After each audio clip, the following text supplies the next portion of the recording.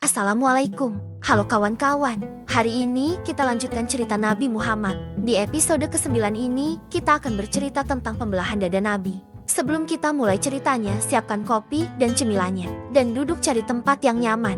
Beliau Nabi Muhammad kembali menghirup udara padang pasir yang bebas. Sebebas penghuninya, kembali menyaksikan keramah tamahan penduduk pedesaan. Menyimak keluasan bahasa yang mereka ucapkan dalam setiap pembicaraan. Menonton gaya hidup mereka yang begitu gigih, mengatasi kegersangan, serta menjaga suku dari kemungkinan terjadinya serangan. Dan dari perkampungan Bani Sak, inilah beliau mulai belajar menggembalakan kambing yang membutuhkan kesabaran. Usianya kini telah memasuki 5 tahun, dan tubuhnya nampak lebih kekar dari anak-anak. Sebayanya, kedua mata beliau nampak selalu memakai celak meskipun sebenarnya tak pernah memakainya. Rambutnya yang lebat senantiasa tertata rapi seolah selalu mengenakan minyak rambut. Badannya sehat tak mempunyai satu kekurangan sedikit pun. Semua itu sangat mengesankan Halimah sekeluarga. Lebih-lebih bila mengingat betapa anak yatim itu telah mendatangkan keberkahan tersendiri bagi seisi keluarga. Mereka sangat menyayangi putra kaum Quraisy ini. Siang itu seperti biasanya Nabi Muhammad pergi bersama saudara angkatnya untuk menggembalakan kambing tak jauh dari rumah. Baru beberapa saat mereka membawa kambing-kambingnya, tiba-tiba salah satu anak Halimah berlari pulang ke rumah dengan begitu ketakutan.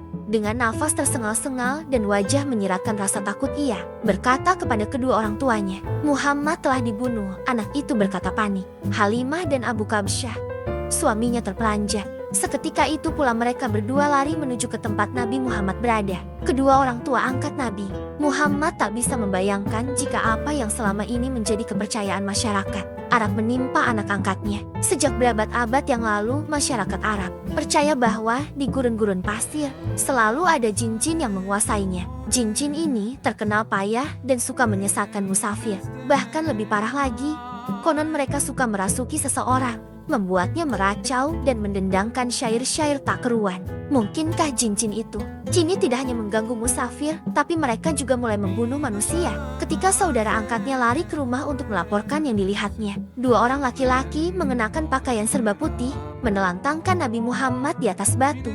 Mereka adalah Jibril dan Mikail, bukan jin-jin payah padang pasir itu. Dengan begitu terampilnya kedua malaikat tadi membelah dada Nabi Muhammad dan mengambil segumpal darah. Hati Nabi lantas dibasuh dengan air Zam-Zam yang telah mereka persiapkan dalam sebuah bejana emas. Dalam waktu sekejap semua telah selesai dilakukan dengan rapi sehingga ketika Halimah dan suaminya menemukan Nabi Muhammad sudah dalam keadaan telah kembali normal dan hening. Anak itu telah berdiri mematung dengan wajah pias bagai orang hendak pingsan. Halimah dan suaminya buru-buru mendekap Nabi Muhammad. "Anakku, apa yang telah terjadi padamu?" tanya suami Halimah. "Dua orang laki-laki berpakaian serba putih telah mendatangiku. Kemudian aku ditelentangkan di atas batu dan mereka membelah dadaku. Diambillah sesuatu dari dadaku dan aku tidak tahu apa itu," jawab Nabi Muhammad polos. Suami istri itu segera mencari orang yang diceritakan oleh anak angkat mereka. Namun mereka tidak menemukan siapapun di sana. Karena begitu ketakutan, Nabi Muhammad segera dibopong oleh Abu Kabsyah. Dibawanya ke rumah untuk memastikan bahwa tidak terjadi apa-apa. Meskipun Nabi Muhammad nampak biasa-biasa saja, namun Halimah dan suaminya tetap khawatir. Mereka takut anak angkatnya telah diganggu jin atau terkena guna-guna lainnya. Abu Kabsyah akhirnya berkata lirih, "Demi Allah, Halimah, aku rasa anak ini telah diganggu sesuatu. Sebaiknya kita segera mengembalikannya sebelum terjadi hal-hal yang tidak diinginkan."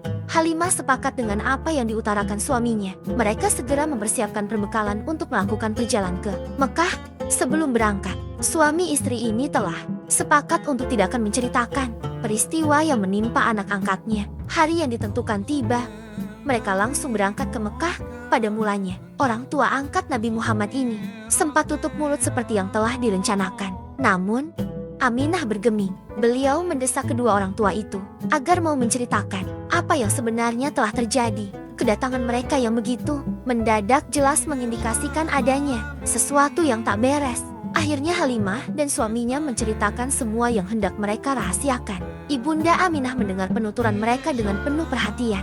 Namun beliau sedikit pun tidak mengkhawatirkan keadaan putranya. Setelah kedua orang itu selesai bercerita, Ibunda Nabi berkata, "Jadi kalian berdua mengkhawatirkan putraku? Demi Allah, jangan. Sesungguhnya putraku ini telah mengalami suatu kejadian yang belum pernah aku ceritakan pada kalian. Pertama, ketika mengandungnya, aku tidak merasakan kalau sedang hamil. Kemudian aku melihat ada secercah cahaya menyamai bintang keluar dari tubuhku yang menerangi saat aku melahirkan.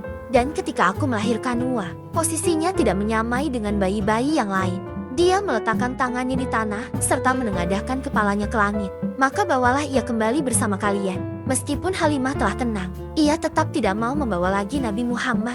Suami istri Bani saat itu tidak berani menanggung resiko jika nanti terjadi hal-hal yang lebih mengerikan dan membahayakan Nabi Muhammad. Akhirnya, hari itu pula Nabi Muhammad resmi dilepas oleh Halimah dan hidup bahagia di bawah asuhan ibunya. Wallahu a'lam bishawab. Nantikan cerita selanjutnya di episode yang akan datang.